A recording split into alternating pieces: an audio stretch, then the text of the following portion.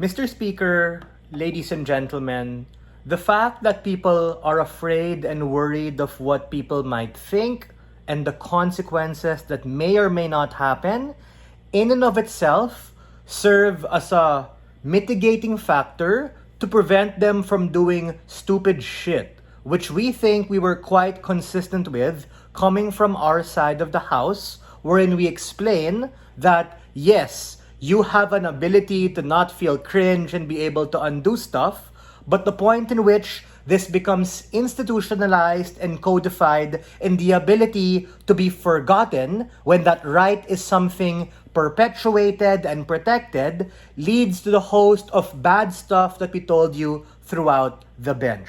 A couple of reasons why their side can't take this debate.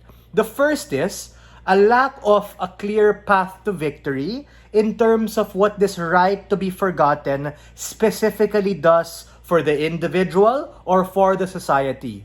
We were quite clear to question the lens of us seeing the debate or how they set it up, wherein we talked about quite early on, there are existing mechanisms and laws to be able to protect people from the very harms and impacts they accuse our side of and explain that happens. You have the freedom of information, you have data privacy laws, you have cybercrime laws to be able to mitigate those particular instances. But of course, these things are imperfect. We have an imperfect system, and I understand that some people have all of these things circulating online or in the real world without their consent.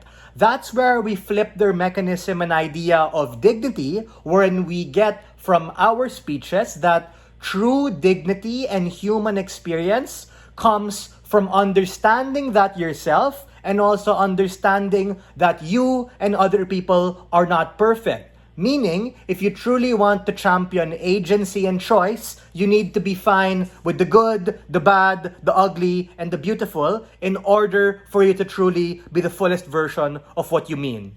In order to really understand what happens, you need to be able to have something to lose, and the point in which we have this value judgment debate of whether or not you should have that right to be forgotten in and of itself becomes harmful.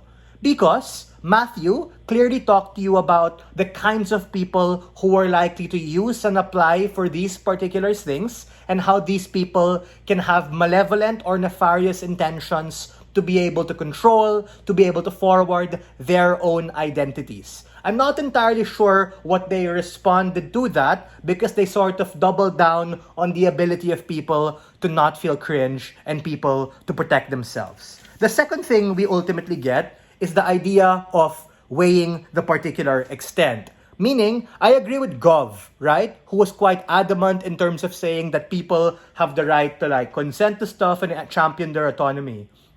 But one person's ability to remove cringe stuff in and of itself enable other people's ability to control that past and shape what they particularly think.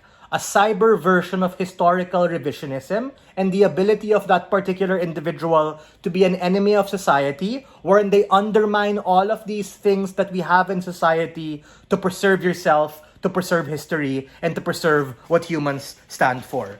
Thirdly and lastly, this idea of responsibility, because that's where the idea I had about mutually assured destruction come in.